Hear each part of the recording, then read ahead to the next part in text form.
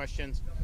Sir, two questions. One, I wanted to ask you about something we've seen consistent from attorneys who say they still have not been able to access their clients, even though they're using the email that the state has provided.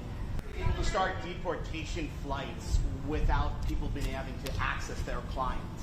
Some of the, remember, there's probably close to 800,000 illegal aliens that have already been ordered deported in this country. Florida, we have at least 50,000, 75,000. I mean, so the idea that somehow, you need some elaborate process in some of those situations, it's just not factually true in terms of the law.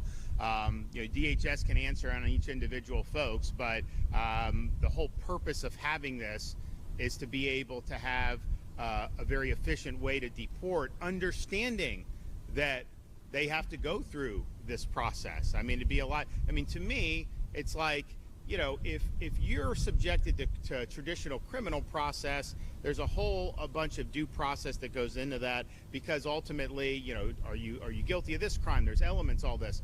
This should be a pretty simple process.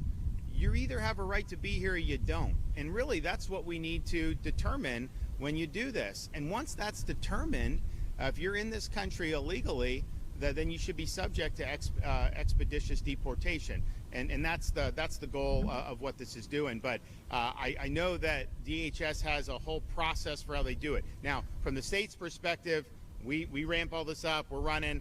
Once they get on that plane, DHS handles them and process them, deport them accordingly. So, and there's different ways. I mean, I know DHS has, in some instances, just deported people back across the Mexico border, and that's fine. I mean, whatever they think works is all good and good.